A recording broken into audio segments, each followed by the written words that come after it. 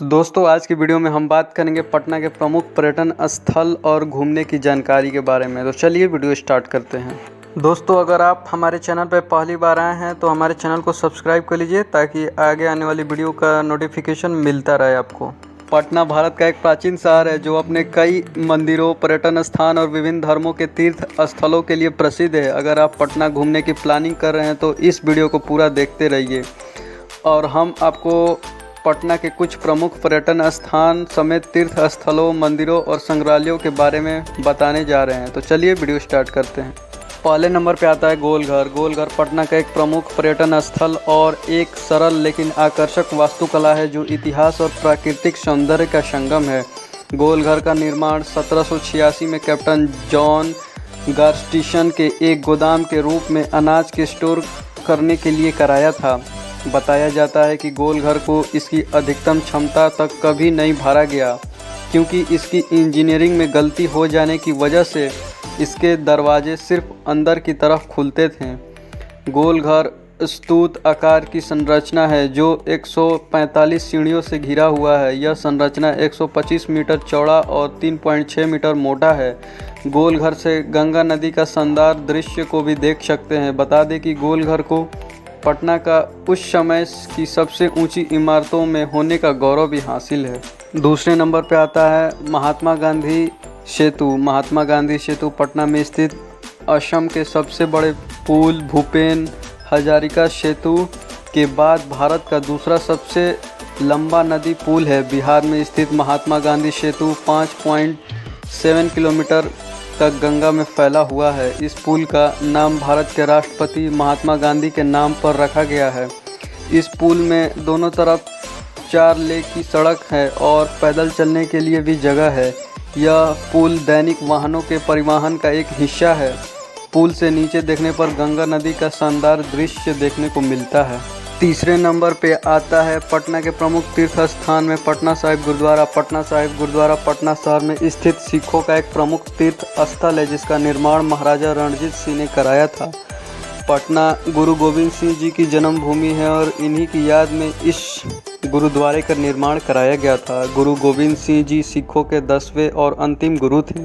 इस गुरुद्वारे में सिखों के कई धर्म ग्रंथ देखे जा सकते हैं और आपको बता दें कि इस स्थान पर मूल रूप से सालिस राय जौहरी की हवेली थी जिनको धर्मशाला में बदल दिया गया था क्योंकि वह गुरु नानक के एक भक्त थे। चौथे नंबर पे आता है पटना में घूमने की जगह पटना संग्रहालय। बिहार की राजधानी पटना में पटना शहर में स्थित पटना संग्रहालय जिसे स्थानीय रूप से जादूघर के नाम से जाना जाता है। बता दें कि यह संग्रहालय पटना का एक प्रमुख लोकप्रिय संग्रहालय है जिसमें 50,000 से अधिक दुर्लभ कला वस्तुएं हैं। इस संग्रहालय में प्राचीन मध्य युग और ब्रिटिश युग से भारतीय कलाकृति शामिल है। पटना संग्रहालय का निर्माण 1917 में किया गया था। अगर आप इस संग्रहालय को देखने जाते हैं तो आपको बता दें कि इसका समृद्ध संग्रह आपको भारतीय इतिहास और गौरव की याद दिलाने के लिए अतीत में ले जाएगा और मुगल और राजपूत वास्तुकला की शैली में निर्मित इस संग्रहालय में पवित्र अवशेष, कास्टेक्ट, भगवान बुद्ध की पवित्र राख और सुंदर प्रतिमा यक्षिणी यहाँ प्रमुख आकर्षण केंद्र है। 5वें नंबर पर आता है संजय गांधी वनस्पति उद्यान। पटना में घूमने की एक अच्छी जगह और प्राकृतिक जगह है। आपको बता दें कि इस पार्क को संजय गांधी जैविक उद्यान के नाम से भी जाना जाता है जिसको 1969 में स्थापित किया गया था जो शहर में भरपूर प्राकृतिक और हरियाली का स्रोत रहा है। यह उद्यान पटना चिड़ियाघर के रूप में भी जाना जाता है और यहाँ पर वनस्पति जीव जंतु की कई किस्में हैं। इस पार्क में हाथी की सवारी और बच्चों के लिए टॉय ट्रेन भी उपलब्ध है। 6वें नंबर पे आता है पटना के प्रसिद्ध मंदिर पटना देवी मंदिर। पटना देवी मंदिर को मां पटनेश्वरी के रूप में भी जाना जाता है। आपको बता दें कि यह पटना में सबसे पवित्र और सबसे पुराने मंदिरों में से एक है।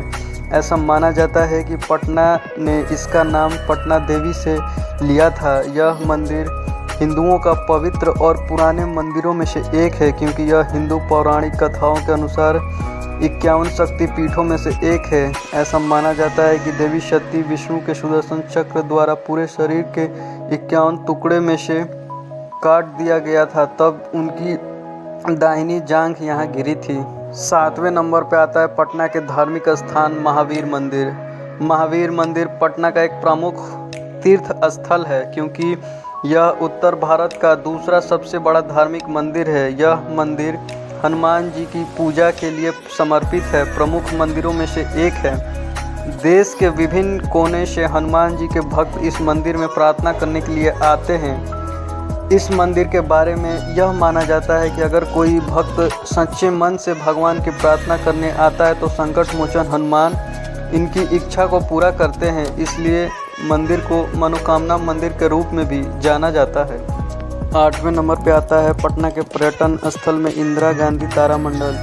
पटना शहर में स्थित इंदिरा गांधी तारामंडल या पटना तारामंडल एशिया के सबसे बड़े तारामंडलों में से एक है। यह लोकप्रिय रूप से तारामंडल के रूप में भी जाना जाता है, जिसका मतलब होता है तारों के चक्र। यह देश के बड़े और अच्छी तरह से बने तारामंडलों में से एक है। आपको बता दें कि खगोल विज्ञान से संबंधित विषय पर फिल्म शो की एक विस्तृत श्रृंखला यहाँ पर दिखाई जाती है, जिसके साथ ही यहाँ पर पर्यटकों के लिए विभिन्न संबंधित विषयों पर प्रदर्शनी भी आयोजित किया जाता है। 9वें नंबर पे आता है बुद्धा स्मृति उद्यान। बुद्धा स्मृति उद्यान को बुद्ध मेमोरियल पार्क के रूप में भी जाना जाता है। यह पटना में स्थित एक बहुत ही बड़ा और खूबसूरत पार्क है। आपको बता दें कि इस उद्यान में एक शपथ और ध्यान करने के लिए एक अलग पार्क भी है। यह उद्यान एक ऐसी जगह पे भी है जहां पर भगवान बुद्ध की राह को रखा गया है। और 10वें नंबर पे आता है पटना का आकर्षण स्थान श्री कृष्ण विज्ञान केंद्र संग्रहालय। श्री कृष्ण विज्ञान केंद्र 1978 में निर्मित पटना की एक ऐसी जगह है जो विभिन्न सिद्धांतों को प्रदर्शित करने के लिए एक अद्भुत प्रदर्शनी का एक संग्रह है। यह जगह खास रूप से बच्चों के बीच बेहद लोकप्रिय है, जो अच्छे शैक्षिक दौरा प्रदान करता है। और 11 नंबर पे आता है छोटी दरगाह। पटना से 30 किलोमीटर दूर मनेर में NH 30 पर स्थित एक 3 मंजिला मकबरा है, जिसको मनेर शरीफ के रूप में भी जाना जाता है। यह मकबरा पटना में स्थित एक वास्तुशिल्प चमत्कार है। इस दरगाह में 1616 में मुस्लिम संत मखदूम शाह को दफनाया गया था, जिसकी वजह से यह आसपास के इलाकों में मुसलमानों के लिए एक लोकप्रिय दरगाह है। इस दरगाह के सामने एक बड़ा टैंक भी है, जो 1619 में इब्राहिम खान ने इस परिसर में एक मस्जिद का निर्माण भी कराया था। 12 नंबर पे आता है पटना का प्रसिद्ध इस्कॉन मंदिर। पटना में इस्कॉन मंदिर यहाँ का एक नया मंदिर है जो भक्त और पर्यटकों के लिए पूरी तरह से खुला हुआ है। आपको बता दें कि पूरा होने के बाद यह मंदिर परिसर बिहार झारखंड क्षेत्र में सबसे बड़ा होगा। यह मंदिर सफ़ेद और लाल शेड से बाहरी ओर से सुशोभित है और मंदिर के अंदर भक्त श्री गौर निताई, श्री राधा बाके बिहारी और श्री राम दरबार की मूर्तियों का दर्शन कर सकेंगे। और 13 नंबर पे आता है पटना में बच्चों के मनोरंजन के लिए हंगामा वर्ल्ड। हंगामा वर्ल्ड 2014 में निर्मित एक बहुत ही लोकप्रिय वाटर थीम पार्क है और इस वाटर थीम पार्क में 4 स्विमिंग पूल और वाटर राइड भी है। हंगामा वर्ल्ड में कॉम्प्लेक्स में मनोरंजन पार्क और बच्चों के लिए एक खेल क्षेत्र भी है। अगर आप अपने बच्चों के साथ पटना की यात्रा कर रहे हैं तो हंगामा वर्ल्ड घूमने ज़रूर जाइए। अब बात करेंगे पटना का यात्रा कब करें। अगर आप पटना की यात्रा करना चाहते हैं तो आपको हम बता दें कि यहाँ की यात्रा करने का सबसे अच्छा समय अक्टूबर से मार्च के महीनों का समय होता है। इस स्थान पर गर्मियों के मौसम में बेहद ही गर्मी पड़ती है, इसलिए मौसम में दर्शनीय स्थलों की सैर करना संभव नहीं है। मानसून के मौसम में भी पटना जाने से बचना चाहिए क्योंकि यह क्षेत्र काफ़ी गर्म और नम है।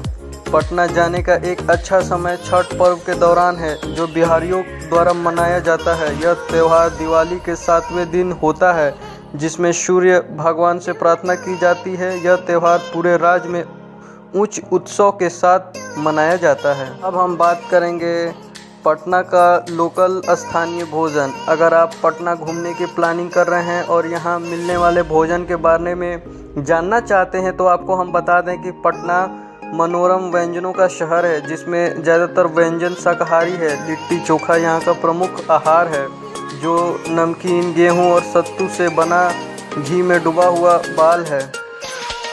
मसालों और कई स्वादों के मिश्रण से भरी बाल कई सब्जियों के साथ परोसा जाता है। यहाँ के नियमित भोजन में रोटी, दाल, भात और सब्जी शामिल है। इसके साथ ही यहाँ के स्थानीय लोग मटन, मछली और तले हुए चिकन व्यंजनों को पसंद करते हैं। अगर आप मीठा खाने के शौकीन हैं तो चंद्रकला, गुइया, खाजा, केसर, पेड़ा, मलपुआ, परवल की मिठाई का स्वाद ले सकते हैं। यहाँ के स्थानीय फास्ट फूड स्नैक्स में चना, घुघड़ी, समोसा, दाल, मुड़ी, चूर, ठेकुआ आदि शामिल हैं। अब बात करेंगे पटना कैसे पहुँचे। अगर आप पटना घूमने जाने की योजना बना रहे हैं तो आपको हम बता दें, आप हवाई, सड़क और रेल नेटवर्कों के द्वारा आसानी से पहुँच सकते हैं। पटना शहर देश के राज्यों के प्रमुख शहरों से बहुत अच्छी तरह से जुड़ा हुआ है। दोस्तों, पटना के प्रमुख स्थानों में से सबसे अच्छा आपको कौन लगा और आप पटना जाएंगे तो कहाँ घूमना पसंद करेंगे, हमें कमेंट में ज़रूर बताइए। और फिलहाल वीडियो में इतना ही, फिर एक नए वीडियो में मिलते हैं। तब तक के लिए नमस्कार, बाय बाय।